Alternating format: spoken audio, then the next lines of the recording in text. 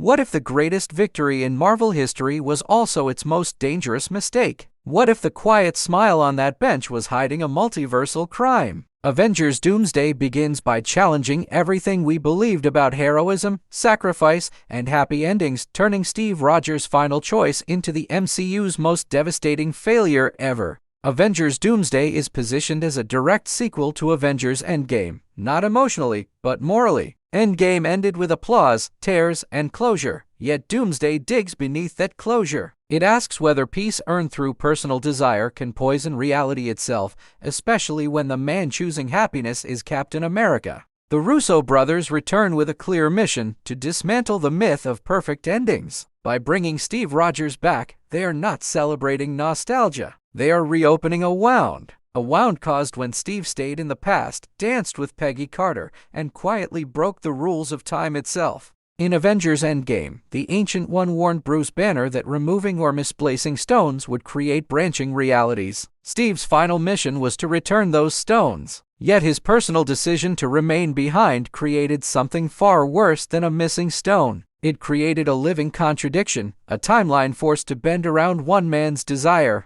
A leaked teaser reportedly shows Steve Rogers holding a baby, living a quiet domestic life. This image is powerful, warm, and terrifying. It suggests Steve didn't simply observe the past. He participated, altered events, and created life. In multiversal terms, the child becomes evidence of a broken timeline. Marvel has already explained incursions through Doctor Strange in the multiverse of madness. Universes collide when realities are damaged beyond repair. Doomsday reportedly uses this concept as its backbone. Steve's choice didn't just create a branch. It destabilized the multiverse, triggering chain reactions that destroyed entire universes elsewhere. Dr. Doom enters this story not as a random villain, but as a consequence. Robert Downey Jr.'s Victor Von Doom is rumored to come from a universe erased by an incursion. His world, his family, his future, all wiped out because another universe refused to follow the rules of time. From Doom's perspective, Steve Rogers is not a hero. He is a selfish god. A man who chose personal happiness over cosmic responsibility. Doom's rage is not madness. It is grief refined into purpose. This reframes the conflict. Doomsday is not good versus evil. It is consequence versus denial. The rumored idea that Doom hunts Steve specifically gives the film emotional weight. Doom does not want random destruction. He wants accountability. He wants the man who broke time to face what he destroyed. In this narrative, Doom becomes a mirror reflecting the cost of unchecked moral certainty. The presence of children is not accidental. Franklin Richards' love and Steve's child are rumored targets because they are anchors, living beings tied to unstable timelines. Doom believes these children can stabilize or reshape reality. This echoes Wanda's arc, but with colder logic, less emotion, and terrifying precision. Doctor Strange's role becomes haunting in retrospect. In Infinity War, Strange saw millions of futures. He chose the one where Tony Stark dies. Doomsday suggests a darker reason. Perhaps any future where Tony lived eventually led to Doom. Tony's death may have been a necessary prevention, not just a sacrifice.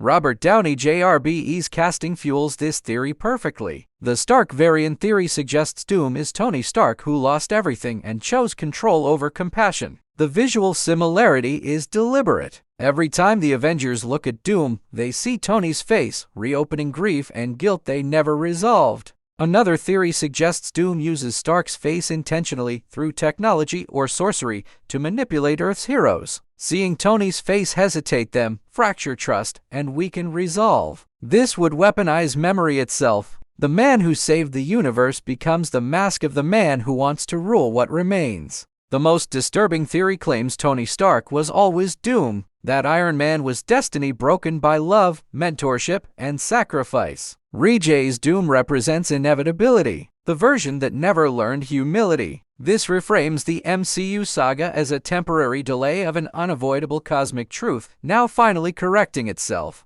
Avengers Doomsday also reflects Marvel's real-world course correction. After Kang's collapse, Doom becomes the central force. He is focused, iconic, and ideological. Doom doesn't conquer for chaos. He conquers to impose order. That makes him more dangerous. Order can be justified. Control can be rationalized. The return of Steve Rogers creates controversy inside and outside the story. Sam Wilson's Captain America represents progress, yet Steve's return overshadows him. This tension may be intentional. Doomsday asks whether the world truly moved forward or whether it still clings to symbols instead of growth. Sam Wilson leading an Avengers team against a problem created by Steve Rogers is poetic. Sam fights not to erase Steve's legacy, but to correct it. This dynamic could define the film's emotional core. Captain America becomes an idea split between past perfection and present responsibility, embodied by two men. Multiple teams reportedly converge in Doomsday. Sam's Avengers, the Thunderbolts, the Fantastic Four, and TVA forces. This chaos mirrors the multiverse itself. Everyone has different goals, histories, and definitions of justice. Doom thrives in this confusion. He believes unity can only be achieved through absolute authority.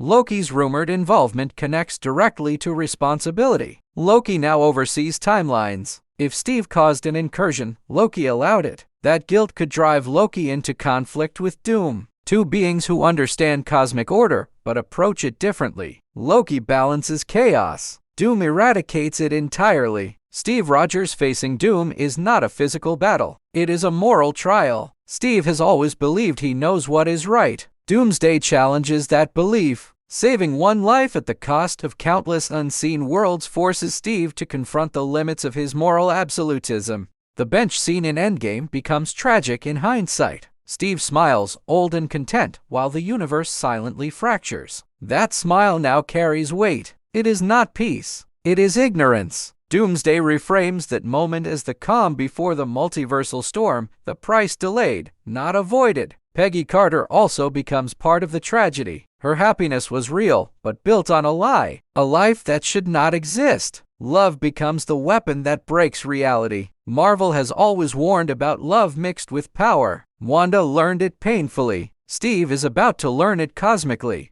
Doom's philosophy is terrifying because it makes sense. Free will without consequence leads to chaos. Heroes choosing personal happiness can doom entire realities. Doom believes only one will, his, can save existence. This makes him the anti-Avenger. He sacrifices freedom to preserve reality itself. Avengers Doomsday reportedly ends without comfort. It sets the stage for secret wars. Steve's failure cannot be undone easily. Some universes are already gone. Doom's rise feels earned. The heroes are not trying to win anymore. They are trying to survive the consequences of their own history. The idea that Endgame was not an ending but a beginning is bold. Marvel turns its greatest triumph into its greatest sin. Steve Rogers, the symbol of moral clarity, becomes the catalyst for moral collapse. This inversion is what makes Doomsday powerful, risky, and narratively unforgettable. Doom is not trying to destroy hope. He is trying to control it. In his world, hope failed. Heroes failed. Choice failed. Only structure remains. That ideology clashes perfectly with the Avengers' belief in freedom. This is not a fight of fists. It is a war of philosophies.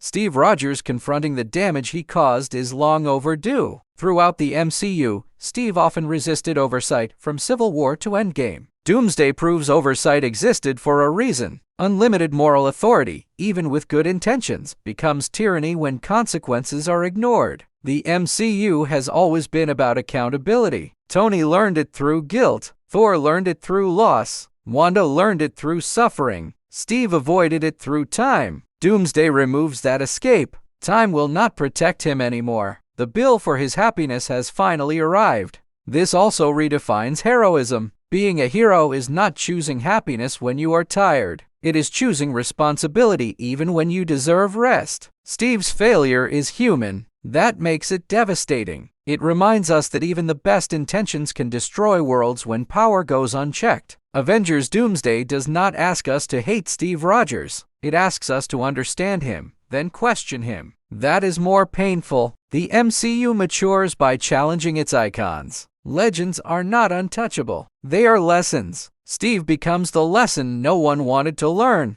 Dr. Doom rising from that lesson feels inevitable. He is the universe's response. A villain born not from hatred of heroes, but from disappointment in them. That makes Doom the most dangerous antagonist yet. He believes he is right, and the multiverse's scars seem to agree. As Secret Wars approaches, Doomsday becomes the reckoning chapter. The truth comes out. The happy ending dies. The Avengers must face what they allowed. Steve Rogers' greatest failure is not staying in the past. It is believing that saving one life was worth risking infinite others. If this story resonates, if you love deep Marvel theories, bold breakdowns, and fearless analysis of the MCU's future, then this channel is for you. Like the video, share it with fellow Marvel fans, subscribe for more Doomsday and Secret Wars content, and join FilmVerse Hollywood for the next chapter.